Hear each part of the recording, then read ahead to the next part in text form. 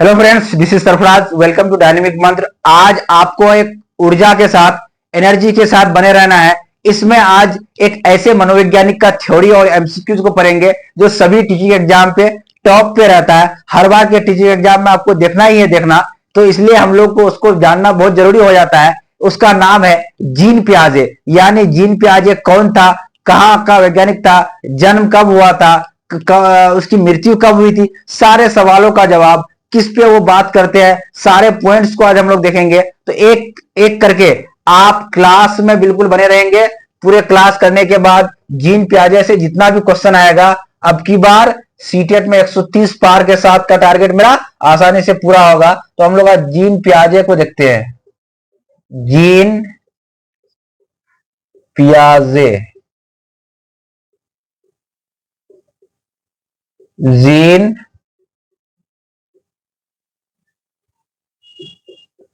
तो जीन पियाजे के बारे में कुछ फैक्ट को याद रखते हैं हम लोग। यानी उसका फैक्ट को याद रखते हैं, 3-4 पॉइंट को याद रखेंगे। उसके बाद थ्योरी को पूरा बिल्कुल देखेंगे। तो जीन पियाजे का जो जन्म हुआ था, जन्म जो हुआ था 9 अगस्त को हुआ था। 9 अगस्त 1896 ईस्वी को कहां पे हुआ था भाई? स्विट्जरलैंड। स्विट्जर यानी हम लोगों का जहां जाने का सपना रहता है और जहां जाने का सबका होता है सपना, वहां पे हो गया था किसका जन्म भाई? जीन पियाजे का जन्म हुआ था। यानी स्विट्जरलैंड जाने का जिनका सपना है, याद रखेंगे वो जीन पियाजे का वहां पे जन्म हुआ था स्विट्जरलैंड में। और उसकी जो मृत्यु हुई थी, तो याद रखेंगे भाई, मृत्यु जो हुई थी 1980 ईस्वी को हुई थी। याद रखेंगे कब हुई थी मृत्यु? 1980 ईस्वी को उसकी मृत्यु हो गई।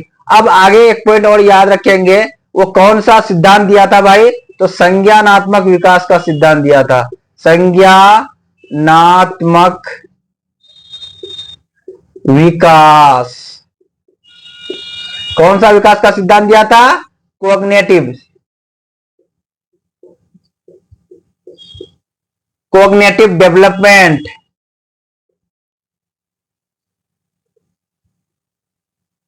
तो हम लोग याद रखेंगे, जीन पियाजे जी जो थे, कौन सा विकास का सिद्धांत दिया था? संज्ञानात्मक विकास का सिद्धांत दिया था। वो एक ऐसे मनोवैज्ञानिक थे कि संज्ञा के बारे में, यानी संज्ञान के बारे में बताया कि क्या से क्या होता है। बच्चा जब जन्म लेता है, जन्म से मृत्यु तक, जन्म से मृत्यु तक किस प्रकार से वो सीखता है, इसके बारे में वो पूरा विस्तार से बताते हैं। तो हम लोग बिल्कुल फैक्ट को जानेंगे। यानी आप इसका स्क्रीनशॉट ले सकते हैं। जन्म कब हुआ था? 9 अगस्त 1896 ईस्वी को स्विट्जरलैंड में। मृत्यु 1980 ईस्वी में। और कौन सा विकास का सिद्धांत दिया था? संज्ञानात्मक विकास का सिद्धांत दिया था। तो याद रखेंगे फैक्ट को। उसके बाद आगे चलते हैं, वो किस किस पॉइंट पे बात करते हैं, वहां पे हम लोग देखेंगे एक एक करके सारे चीजों को। तो हम लोग जीन पियाजे में जो ही आते हैं, तो यहां आते हैं क्या? स्कीमा।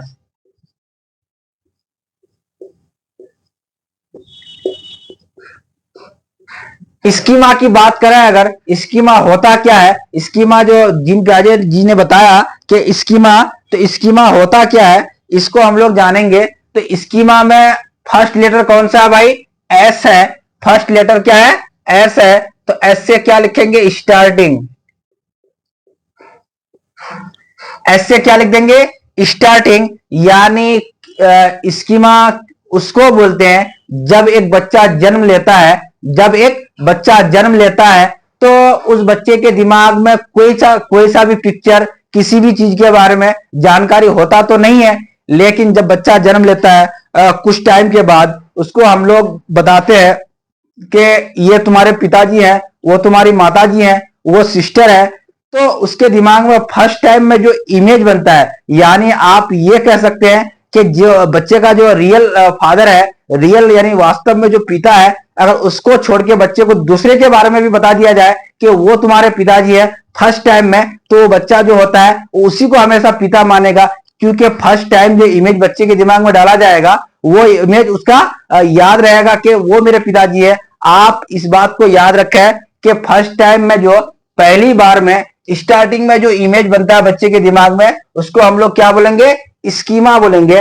अब आगे प्याजे जी बात करते हैं क्या, अनुकूलन पे बात करते हैं। अनुकूलन, अनुकूलन होता है एडेप्टेशन।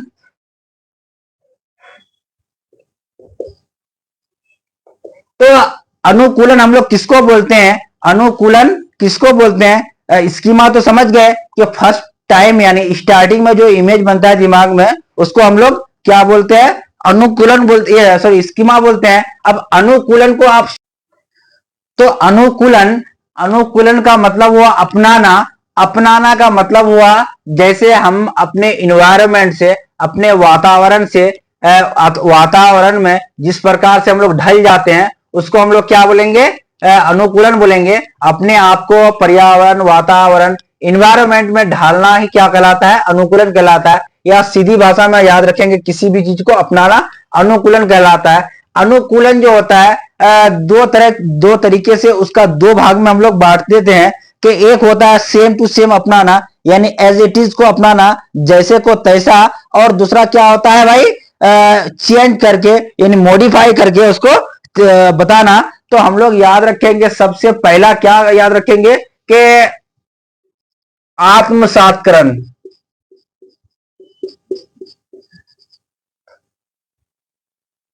आत्मसात, आत्मसात का मतलब इंग्लिश में क्या होता है, एसिमिलेशन।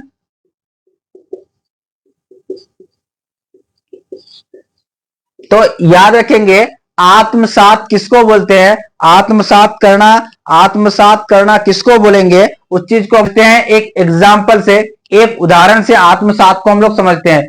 जब एक बच्चे को आकाश में उड़ती हुई एक पक्षी, एक चिड़िया के बारे में बताया जाता है। जब चिड़िया उड़ता है तो उसको बताया जाता है कि जो आकाश में उड़ता है उसको हम लोग क्या बोलते हैं, चिड़िया बोलते हैं। यानी उसका एक नॉलेज है कि जो भी चीज आकाश में उड़ता है वो क्या होता है, पक्षी होता है, चिड़िया होता है। लेकिन कुछ टाइम के बाद वो एक जहाज को उड़ते हुए देख लेता है, एक एरोप्लेन को आकाश में उड़ते हुए देखता है। तो बच्चा ये चीज नहीं कह पाता है कि वो एरोप्लेन है या फिर वो चिड़िया है, तो बच्चा उसको भी क्या बोलता है, चिड़िया ही बोलता है। तो यानी एज इट इज, जैसे किसी इंसान ने उनको बताया कि जो भी चीज आकाश में उड़े उसको हम लोग क्या बोलेंगे, पक्षी बोलेंगे। यानी आकाश में उड़ती हुई चीजों को हम लोग क्या बोलेंगे, पक्षी बोलेंगे। तो बच्चा जब एरोप्लेन को यानी जहाज को उड़ते देखता है तो उसको क्या बोलता है, उसको भी पक्षी बोल देता है। तो यानी पूर्व ज्ञान को नए ज्ञान से जोड़ना क्या कहलाता है, हम लोग का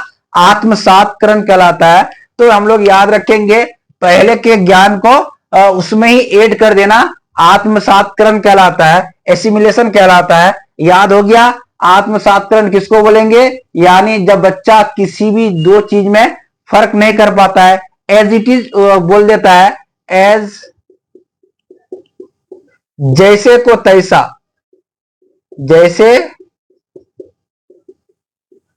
यानी जैसे को तैसा वो बोल देता है। यानी एरोप्लेन में और बर्ड में, एरोप्लेन में और पक्षी में, हवाई जहाज और चिड़िया में वो फर्क नहीं कर पाता है, जिसके कारण हो क्या जाता है कि उसके दिमाग में भ्रम की स्थिति बन जाता है। अब अगला पॉइंट अनुकूलन में एक तो जैसे के तैसे देखते हैं, अब आगे देखेंगे क्या, समायोजन। समायोजन,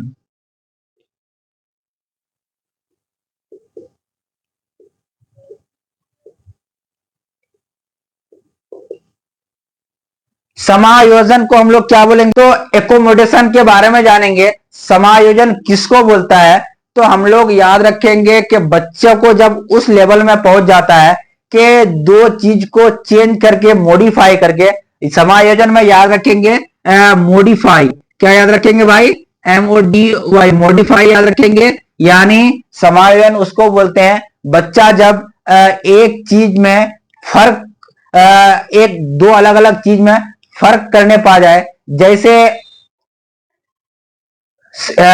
आत्मसात में अगर एक बच्चे को गेंद के बारे में बताया जाए, बॉल के बारे में बताया जाए, गोल अगर उसको दे दिया जाए कि ये गेंद होता है, तो वो इस चीज को कैच नहीं कर पाता है, ये फुटबॉल है या ये रग्बी वाला बॉल है या क्रिकेट वाला बॉल है। लेकिन इसी चीज को जब बच्चा जान जाता है एडिप्टिव यानी मॉडिफाई करने पा जाता है, अलग अलग करने पा जाता है, तो उसको हम लोग क्या बोलते हैं? समायोजन बोलते हैं। समायोजन हम लोग उसको बोलते हैं। याद रखेंगे, पूर्व ज्ञान में चेंजिंग, पूर्व ज्ञान में मॉडिफाई, पूर्व ज्ञान में यानी पास्ट के जो नॉलेज था उसमें वो मॉडिफाई करने पा जाता है, उसको हम लोग क्या बोलते हैं? याद रखेंगे, उसको बोलेंगे समायोजन। एक बार फिर से देख लेते हैं। जीन पियाजे जो थे, कहां का मनोवैज्ञानिक था? स्विट्जरलैंड का। उन्होंने संज्ञानात्मक विकास का सिद्धांत दिया था।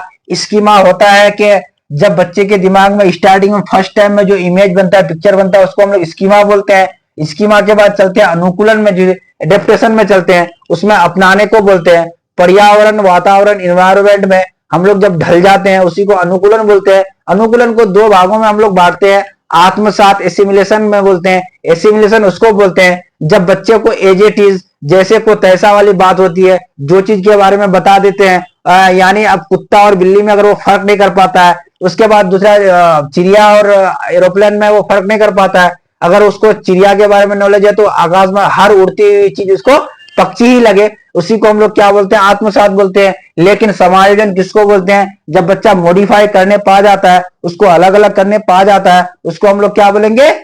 समायोजन बोलेंगे। क्या बोलेंगे भाई? समायोजन बोलेंगे। यानी मॉडिफाई कर लेता है, यानी मॉडिफाई कर लेता है, तो उसको हम लोग क्या बोलते हैं? समायोजन बोलते हैं। तो आगे ये 4-5 वर्ड जानने के बाद जो एग्जाम में क्वेश्चंस आएगा, आप तो इससे क्लियर करेंगे। आपको एमसीक्यू तो कराना ही है मुझे, लेकिन आप मेन पे आते हैं। जीन पियाजे जी जो थे, उन्होंने जो संज्ञानात्मक विकास के सिद्धांत को दिया था, उसमें वो एज को वेरीफाई किया है। एज को बताया है कि किस एज में बच्चा किस प्रकार से सोचता है, किस उम्र में बच्चा किस प्रकार से सोचता है, कहां पे वो क्रिटिकल थिंकिंग कर सकेगा, कहां पे एब्स्ट्रैक्ट थिंकिंग कर सकेगा, कहां पे लॉजिक लगा सकता है। तो हम लोग एक एक करके जानते हैं। तो जीन पियाजे हम लोग का कौन सा विकास का सिद्धांत दिया था, एक बार फिर से देख लेते हैं। कोग्नेटिव, कोग्नेटिव डेवलपमेंट, यानी संज्ञानात्मक विकास का सिद्धांत दिया था। संज्ञानात्मक विकास, संज्ञानात्मक विकास का सिद्धांत किसके द्वारा दिया गया था? तो जीन पियाजे के द्वारा। उन्होंने 4 स्टेज को बताया। कितना स्टेज बताया भाई? 4 स्टेज को बताया। सबसे पहले संवेदी, सेंसरी,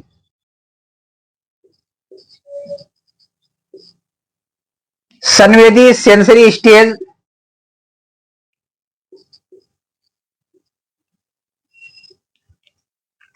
ये कितना से कितना टाइम पीरियड इसका बताया भाई? वो जन्म से 2 वर्ष तक। इसका मेन हम लोगों को याद रखना है। जैसे जीन पियाजे जी जो थे, वो संज्ञानात्मक विकास का तो सिद्धांत दिया था, संज्ञानात्मक विकास का सिद्धांत तो दिया था, लेकिन उसमें जो 4 अलग अलग डिवाइड किया है कि किस उम्र में इंसान किस प्रकार से सोचता है, बच्चा किस उम्र में किस प्रकार से सोचता है, तो इसको हम लोग जानेंगे। तो सेंसरी यानी सेंसरी स्टेज, संवेदी प्रेरक जो अवस्था होता है, इसमें आप लोग एक चीज और याद रखेंगे, इसमें वस्तु स्थायित्व का गुण आता है बच्चे में। वस्तु अस्था, अब वस्तु स्थायित्व होता क्या है, इस चीज को हम लोगों को जानना जरूरी है। यानी सेंसरी पहला स्टेज तो हो गया, जन्म से 2 साल तक हो गया। इसका कभी कभी डायरेक्ट एज भी पूछ देता है कि सेंसरी वाला जो स्टेज होता है वो कितने साल तक का होता है, कितने साल के लिए होता है। तो हम लोग को याद रखना है कि 0 से 2 साल तक होता है। और दूसरी बात है कि वस्तु स्थायित्व के बारे में समझना जरूरी है कि पहले स्टेज में बच्चा जो होता है, वस्तु स्थायित्व का मतलब वो आप याद रखेंगे, जन्म से 2 साल के बच्चों को आप दिमाग में लाइए। सबसे पहले आप जन्म से 2 साल, यानी 2 साल के बच्चों में किस हिसाब से सोचने की क्षमता होती है, इस चीज को आप दिमाग लगाते हैं हम लोग कि उसमें ज्यादातर वो सेंस के हिसाब से काम करेगा। यानी सेंसरी स्टेज है तो हमारे जो ज्ञानेंद्रिया है, हमारे इंसान में, मनुष्य में कितना ज्ञानेंद्रिया पाया जाता है? 5 पाया जाता है। जैसे आंख, कान, नाक, जीभ और त्वचा, पांच जो हम लोग का ज्ञानेंद्रिय पाया जाता है, इसी से हम लोग एक अलग चीज का अनुभव करते हैं। जैसे हवा को देख नहीं सकते हैं, लेकिन हवा को हम लोग महसूस कैसे करते हैं? अपना त्वचा से महसूस करते हैं, अपना स्किन से महसूस करते हैं, यानी चमड़ा से। तो वस्तु अस्तित्व के बारे में उधर नहीं चल के हम लोग वस्तु अस्तित्व में डायरेक्ट आते हैं। तो सेंस के द्वारा बच्चा, एक उदाहरण लेते हैं, जब आप बच्चों को लेके खेलते हैं, जन्म से 2 साल के बच्चों को लेके खेलते हैं, अब अगर किसी एक उसका खिलौना उसके हाथ में दिया रहता है, उस खिलौने को जब आप उसके हाथ से कोई बेड के नीचे या चादर के नीचे छिपा देते हैं, तो बच्चा क्या करता है कि उसके दिमाग में आता है कि वस्तु खत्म तो नहीं हो गया, वस्तु यानी वो खिलौना मेरा खत्म तो नहीं हो गया। जब बच्चे को हम लोग क्या करते थे कि किसी भी चीज को बोलते थे कि ऐसे फेंकते थे, बोलते थे कि उड़ गया, तो बच्चा को लग रहा था सच्ची में कि उड़ गया। लेकिन दूसरा, जब कुछ टाइम के बाद उसके दिमाग में उसका सेंस करता है कि ना उड़ा तो नहीं है, ये चादर के नीचे या बेड के नीचे छुपा के रखा हुआ है, तो वो बच्चा जब उधर जाकर के अपने से उस चादर को खींच के ढूंढ लेता है, उसी को हम लोग क्या बोलते हैं? वस्तु अस्तित्व बोलते हैं। आगे दूसरा पॉइंट को देखते हैं। जैसे वो 4 स्टेज के बारे में बताया था, तो पहला जन्म से 2 साल हो गया। अब दूसरा क्या होता है? पूर्व संक्रियात्मक।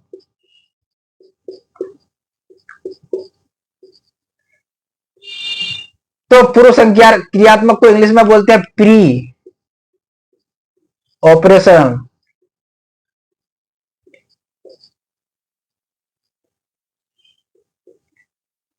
प्री ऑपरेशनल स्टेज ये कितने साल तक के लिए होता है? तो याद रखेंगे, ये होता है 2 इयर्स से 7 इयर्स। तो याद रखेंगे, पूर्व संक्रियात्मक अवस्था जो होती है उसकी आयु सीमा क्या है? पूर्व संक्रियात्मक अवस्था जो होती है 2 वर्ष से लेकर के 7 वर्ष तक होती है। कितना तक होती है भाई? तो 2 वर्ष से 7 वर्ष तक होती है। और इसमें जैसे उसमें वस्तु अस्तित्व था, तो इसमें कौन सा गुण पाया जाएगा? तो हम लोग को याद रखेंगे कि जीववाद। जीववाद। अब जीववाद होता क्या है, इस चीज को हम लोगों को जानना होगा। यानी सारे शब्दों को हम लोग उसका मीनिंग को समझना है, नहीं तो विदाउट मीनिंग, आप अगर मीनिंग को नहीं समझेंगे, उसका अर्थ को नहीं जानेंगे, तो होगा क्या कि एग्जाम में आपको मीनिंग ही समझ में नहीं आएगा। तो आप किसको टिक करेंगे? कौन जीववाद जो आता है कौन से स्टेज में आता है? वस्तु अस्तित्व जो आता है कौन से स्टेज में आता है? आप इसको कैच नहीं कर सकेंगे। तो जीववाद हम लोग समझते हैं एक उदाहरण के तौर पर। यानी सारा का सारा खेल जो है बच्चों पे ही चलता है, यानी बच्चों पे ही चलना है, क्योंकि 2 से 7 साल है तो बच्चा ही है।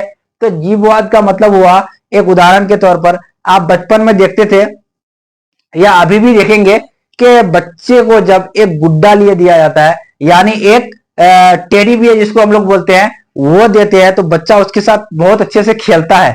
यानी बच्चे को उसमें लगता है क्या कि जैसे हम हैं, हम जिंदा हैं, वो भी हम लोग लिविंग थिंग है, हम लोग सजीव हैं, वो भी सजीव है। लेकिन अब बात यहां फंस जाता है कि बच्चा जब कुछ खाता है, आप देखे होंगे कि मान के चलो कि वो अगर बिस्किट खाता है या वो डेयरी मिल्क खाता है, तो जो भी चीज वो खाता है तो वो अपने गुड्डों को भी खिलाना चाहता है, अपने गुड्डों को भी खिलाना चाहता है। तो उसी को हम लोग क्या बोलते हैं भाई? जीववाद बोलते हैं। यानी याद रखेंगे कि वो सोचता है, यानी कौन सोचता है? बच्चा सोचता है कि हम लोग जिस प्रकार से खाएंगे तो मेरा गुड्डा भी खाएगा, मेरा टेडी बियर भी खाएगा। तो जीववाद को एक बार और से समझ लेते हैं। जीववाद हम लोग उसको बोलते हैं, जीववाद हम लोग उसको बोलते हैं जब एक बच्चा अपने जैसा ही एक टेडी बियर से व्यवहार चाहता है, यानी एक टेडी बियर को वो अपने जैसा ही समझता है, एक गुड्डा को, एक खिलौना को वो अपने जैसा ही समझता है। जैसे आपने देखा होगा कि जब बच्चा कुछ खाता है तो अपने टेडी बियर को भी खिलाना चाहता है, उसी को हम लोग क्या बोलते हैं? जीववाद बोलते हैं। वो उसको लिविंग थिंग समझता है। तीसरा पॉइंट में प्याजे साहब क्या बोलते हैं उसको देखते हैं। उसको तीसरा है क्या? वो मूर्त कॉन्क्रीट।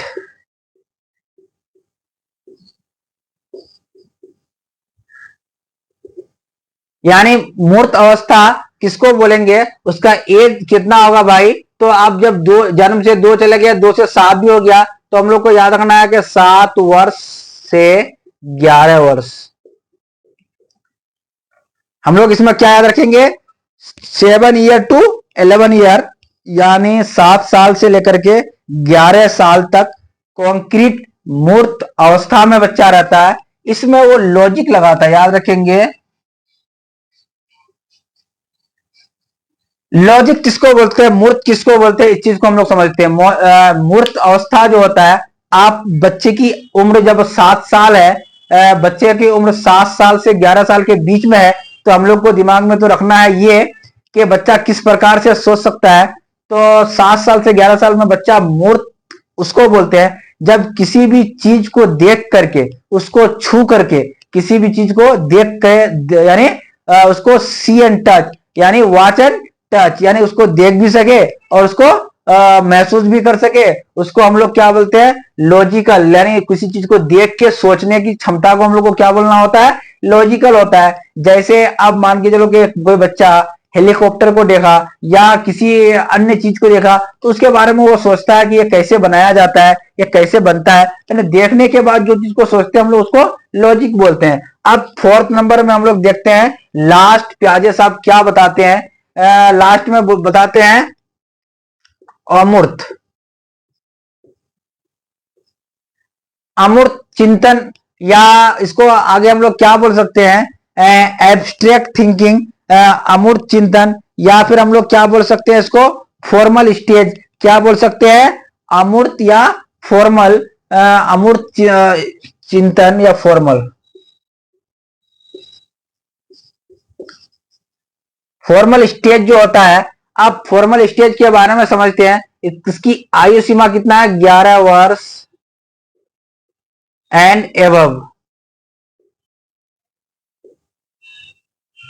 यानी बच्चा जब 11 साल पूरा कर लेता है, 11 साल पूरा करने के बाद उससे एबव यानी उससे अधिक जितना तक जाता है, तो बच्चा वहां पे क्या होता है, अमूर्त चिंतन करने लगता है। स्टूडेंट क्या होता है, अमूर्त चिंतन करता है। अमूर्त चिंतन का मतलब हुआ कि बच्चा जब किसी चीज को नहीं भी देखेगा, बच्चा जब किसी भी चीज को नहीं भी देखेगा, उसके बारे में उसको अगर बता दिया जाए, एक उदाहरण के तौर पर, अब जब उन्होंने शिप नहीं देखा, पानी जहाज नहीं देखा है, लेकिन पानी जहाज के बारे में उसको बताया जाए, एक बार बता दिया जाए, तो वो उसके बारे में चिंतन कर सके, उसको हम लोग क्या बोलेंगे, अमूर्त चिंतन बोलेंगे। इसमें बच्चा अमूर्त चिंतन करता है, एब्स्ट्रैक्ट थिंकिंग। तो याद रखेंगे, हम लोगों को जब प्याजे साहब बताया, 4 अवस्थाएं बताई, उसके बाद कुछ पॉइंट्स को हम लोग को याद रखना था, जैसे अनुकूलन, आत्मसातकरण, उसके बाद क्या था, समायोजन, उसके बाद स्कीमा, उसके बाद जब हम लोग 4 स्टेज में आते थे, आए तो संवेदी, पूर्व संक्रियात्मक, मूर्त, अमूर्त। आयु सीमा को हम लोग को याद रखना है। मेन आयु सीमा को याद रखने का मैं एक ट्रिक बताऊंगा। सबसे पहले चारों स्टेज को याद रखने का एक ट्रिक जाने आप, या एस या पी या सी या एफ, तो याद रखेंगे एस पी सी एफ। ये क्या हुआ, 4 अवस्थाएं है, एस पी सी एफ 4 अवस्थाएं जो है मेरा, किसका, संज्ञानात्मक विकास का। और दिया था किसने भाई, हमारा जीन पियाजे साहब। जीन पियाजे साहब एस पी सी एफ जो हमारा सिद्धांत दिया था। तो यानी 4 सिद्धांत, कॉग्निटिव डेवलपमेंट का 4 जो स्टेज बताया, 4 जो अवस्थाएं बताई, तो हम लोग को याद रखेंगे शॉर्ट में एसपीसीएफ। यानी याद रखने का, सलमान, प्रियंका, चले, फ्रांस। याद रखेंगे क्या, सलमान, एस से सलमान, पी से प्रियंका, सी से चले, एफ से फ्रांस। तो याद रहेंगे, रखेंगे हम लोग कैसे, सलमान, प्रियंका, चले, फ्रांस। एसपीसीएफ, एसपीसीएफ हम लोग याद रखेंगे बिल्कुल आसानी से, एसपीसीएफ, एसपीसीएफ को याद रखेंगे ताकि कभी भी हम लोग नहीं भूलेंगे, कभी भी हम लोग इसको नहीं भूलेंगे।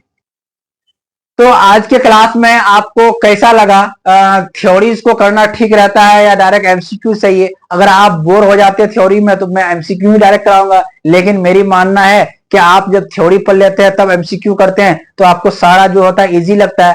तो एक शेर के साथ मैं आप आज के क्लास को खत्म करने वाला हूं कि जब तक जिंदगी है, जब तक जब तक जिंदगी है आपको याद करेंगे, जब तक सांसें है आपको याद करेंगे। जिस दिन आपको याद नहीं किया हो तो समझ लो खुदा ने मुझे याद कर लिया, समझ लो मुझे खुदा ने याद कर लिया। इसी के साथ आज की क्लास समाप्त करें। धन्यवाद।